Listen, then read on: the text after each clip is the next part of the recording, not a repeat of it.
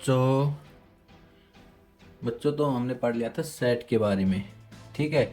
और सेट के पार्ट्स वगैरह पढ़ लिए थे, सारे के सारे टाइप पढ़ लिए थे। अब उन उन पर बेस हम कुछ क्वेश्चन करेंगे। ठीक है, मैं पहले से ही नोट करके लेके आया हूँ क्वेश्चन को। तो चलो देखो पहला क्वेश्चन क्या है। पहला क्वेश्चन, कोई हमें एक सेट दे दिया है। तो ये कह रहा है कि इस सेट को रोस्टर फॉर्म में लिखो और बिल्डर फॉर्म में लिखो। ठीक है, write the given set in roster and builder form.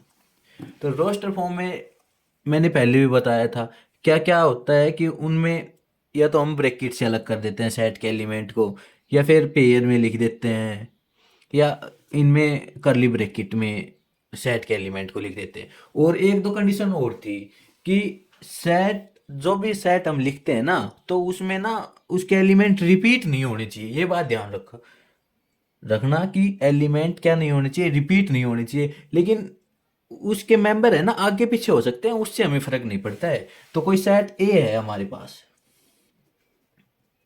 ठीक है, ये सेट है, इसमें देखो वन वन रिपीट हो रहा है, टू भी रिपीट हो रहा है, three four five six seven और एट रिपीट हो रहा है। तो बस ये रिपीट नहीं होनी चाहिए। वन, हम मान लो इनको कोमा से अलग कर रहे हैं, कोमा से कर दो या करली ब्रैकेट में लिख दो, किसी से भी कर दो वन, लेकिन रिपीट नहीं होना चाहिए।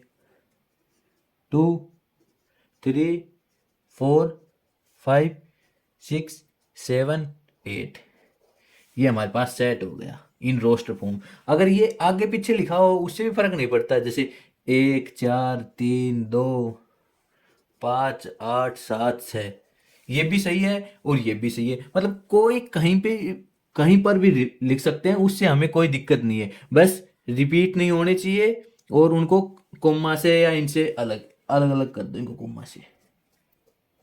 ठीक है, अब इसको ही हम किस में करेंगे, बिल्डर फॉर्म में लिखेंगे।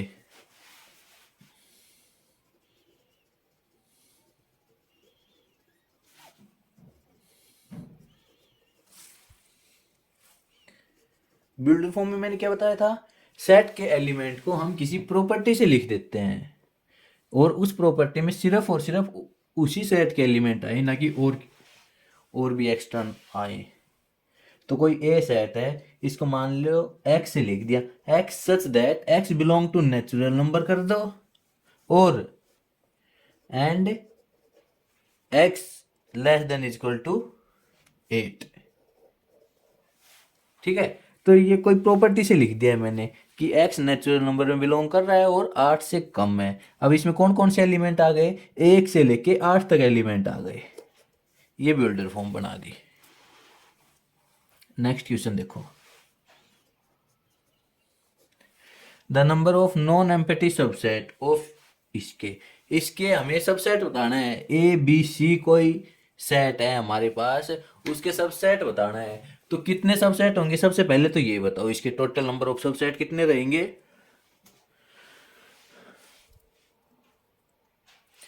मैंने बताया था कोई भी सेट होता है हमारे पास, उसके टोटल नंबर ऑफ सबसेट कितने होते हैं, टू की power N. Total number of subset two की पावर एन। तो यहाँ एन मतलब कितने एलिमेंट है, एक दो तीन, टू की पावर थ्री बराबर एट। यहाँ कितने हो गए, आठ इसके सबसेट रहेंगे, टोटल नंबर ऑफ सबसेट। लेकिन ये क्या कह रहा है, कौन कौन से रहेंगे, चलो पहले वो देखो। Number of subset of the given set A B C. देखो सबसे पहले बताया तो मैंने, एक तो फाइव तो सबका रहे रहेगा, तो एक तो हो गया फाइव। ठीक है, एक ए हो गया, एक बी हो गया, एक सी हो गया। ठीक है, एक ए बी, एक बी सी और एक ए सी, और एक ये कंप्लीट ए बी सी। कितने हो गए, आठ हो गए। एक दो तीन चार पाँच छः सात आठ, आठ सबसेट हो गए। यही मैंने बताया कि टोटल नंबर ऑफ सबसेट कितने रहेंगे, आठ रहेंगे, टू की power three is equal to eight. अब एक बात और ध्यान रखना, इसमें इसमें क्या क्वेश्चन पूछा दी, number of non empty subset है, लेकिन ये फाइव क्या है, ये तो एम्पटी है। तो यहाँ पे आंसर क्या आएगा, आंसर आएगा सेवन। क्यों, एक दो तीन चार पाँच छः सात, सात ही हुए ना। ये तो क्या, फाई तो क्या हो गया, एम्प्टी हो गया। ध्यान रखने वाली बात है। अब सब के सब यहाँ पे सबको पता होगा कि 8 करके आएंगे, लेकिन नहीं, नंबर ऑफ नॉन एम्पेटी पूछ रहा है, लेकिन फाइव क्या है, एम्पेटी सेट है। तो एक कम कर देंगे, 7 लिख देंगे। एक और बात ध्यान रखना, फाइव को हम ना करली ब्रैकेट में बंद नहीं करेंगे। अगर करली ब्रैकेट में कर देंगे तो वो फाइव सेट नहीं रह जाता है, उसमें वन एलिमेंट हो जाता है। ये हो गया, इसका मतलब है वन एलिमेंट। लेकिन अगर सिर्फ फाइव लिख देंगे तो वो फिर एम्पेटी है। ठीक है, ये बात ध्यान रखना, इसलिए यहां सीधा मैंने फाइव लिखा है। नेक्स्ट क्वेश्चन देखो, ये कह रहा है how many subset and proper subset of the given set. कोई सेट दे दिया हमें, इसके हमें प्रॉपर सबसेट बताना है और इसके सबसेट बताना है। तो वही बात मैंने अभी बताई थी, टोटल नंबर ऑफ किसी भी सेट के कितने सबसेट होते हैं, 2 की पावर n। तो यहाँ पे बात ध्यान रखने वाली कौन सी है कि इसमें कितने नंबर ऑफ एलिमेंट है। अब सब बोलेंगे 3 है, लेकिन इसमें 3 नंबर ऑफ एलिमेंट नहीं है, क्यों, करली ब्रैकेट में तो ये बन गया ना। तो ये क्या हो गया, सिर्फ और सिर्फ एक सेट हो, एक एलिमेंट हो गया, ना कि 3 एलिमेंट। अगर दो मैंने करली ब्रैकेट लगा दिए हैं, बताया तो था डेफिनेशन में कि हम उसको करली ब्रैकेट में भी लिख देते हैं, तो हमारे पास 1 2 3 ये कोई एक एलिमेंट है सिर्फ यहां पे। तो क्या लिख दूंगा मैं, total number of subset of the given set, given set 1 2 3,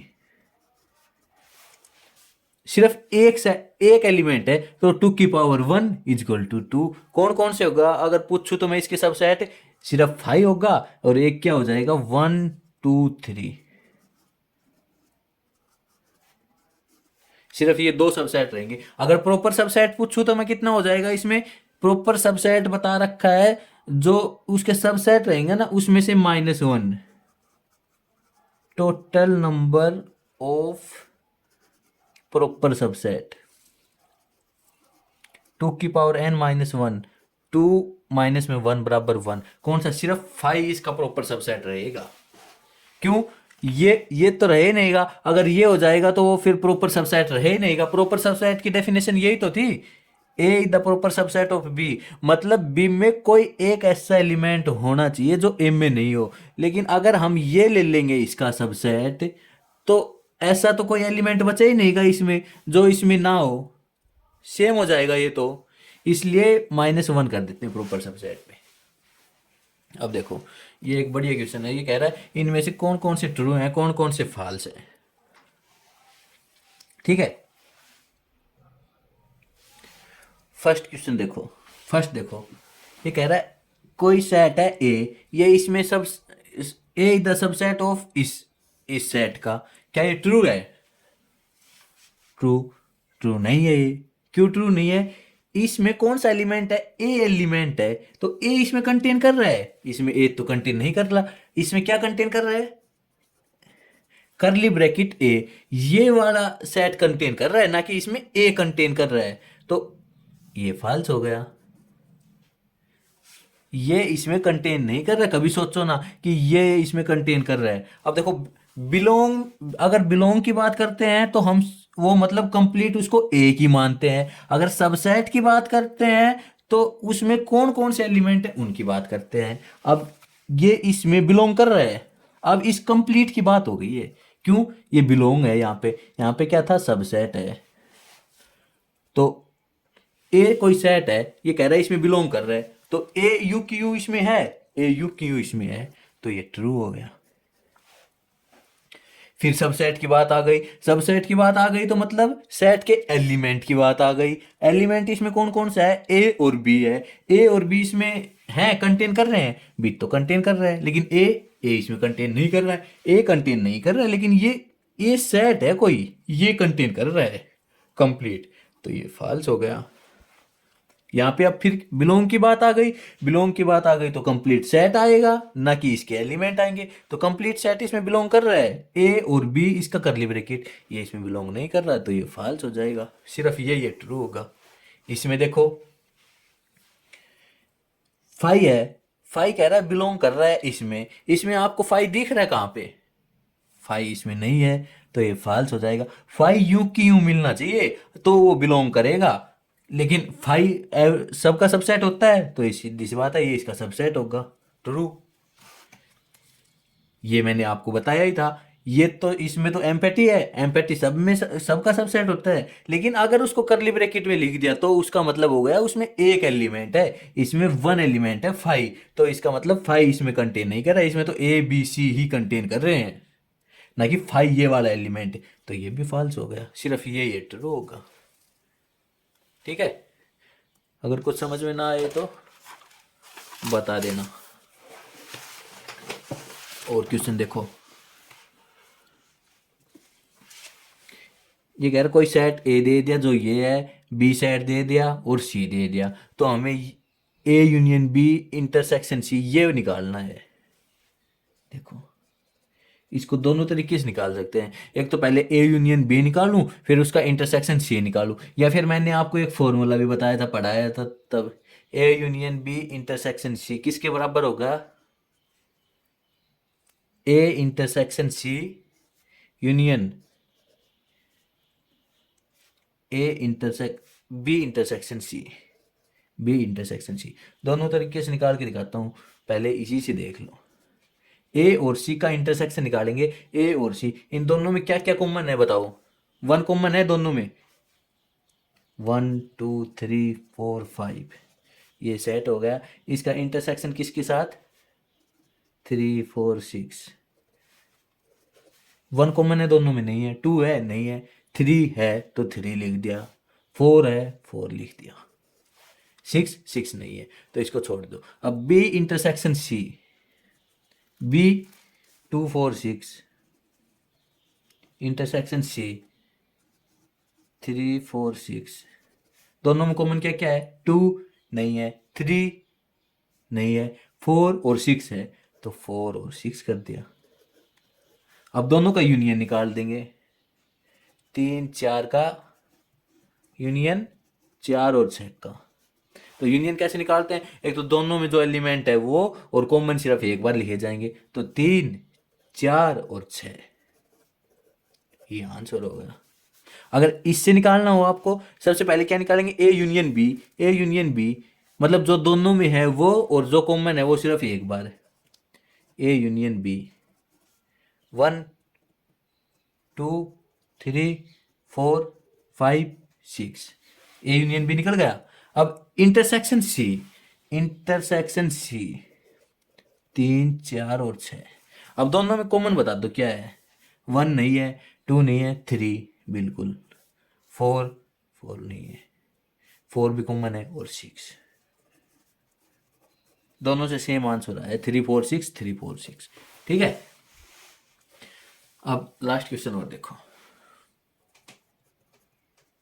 एक यार कोई ए हमें ये सेट दे दिया, बी ये सेट दे दिया, तो हमें क्या निकालना है? ए माइनस बी निकालना है। ए सेट है x² - 3x + 2 = 0, तो इसको सोल्व करने के लिए एक क्वाड्रेटिक इक्वेशन सोल्व करनी पड़ेगी हमें। क्वाड्रेटिक इक्वेशन आपने पहले भी 10th क्लास में पढ़ी होगी। ठीक है, कैसे सोल्व करेंगे? इसके फैक्टर बनाएंगे। सबसे पहले फैक्टर बनाएंगे मतलब कोई ऐसे दो नंबर बताओ जिनका मल्टीप्लाई करने पे तो 2 आए और ऐड करने पे 3 आए, तो -1 और -2, x² - 2x -x +2, इनको दोनों को ऐड करेंगे तो -3x आ जाएगा, और मल्टीप्लाई करेंगे तो प्लस का 2 आ जाएगा, x -2 और, तो यहां से x की क्या क्या वैल्यू आ गई? 1 और 2। ठीक है, सेम इसको सोल्व करेंगे, 1 और 2, तो इसको लिख भी दो। ए सेट में क्या क्या आ गया हमारे पास? 1 और 2। सेम इसी प्रकार से बिग को सोल्व करेंगे, बिग को सोल्व करेंगे तो हमारे पास क्या क्या क्या आना चाहिए? मल्टीप्लाई करेंगे तो 8 आना चाहिए, और अगर ऐड करेंगे तो 2 आना चाहिए, तो -4 और -2 ले लेंगे। -4 और -2 अगर लेंगे तो हमारे पास मल्टीप्लाई करने पे -8 आ जाएगा, ऐड करने पे +2 आ जाएगा। तो क्या क्या गया, 2 और 4 बी सेट में। इसको सोल्व कर लेना, ये आएगा 2 और 4। अब हमें क्या करना है, ए माइनस में बी, मतलब 1 2 माइनस में 2 4। तो माइनस करते थे तो क्या करते थे, ए माइनस बी का मतलब है एक के तो एलिमेंट हो लेकिन बी का एलिमेंट नहीं हो। तो एक का एलिमेंट 1 हो गया लेकिन 2 बी में भी है, तो 1 1 आंसर आ गया। ठीक है, और बाकी क्वेश्चन मैं आपको नेक्स्ट क्लास में करवाऊंगा। धन्यवाद।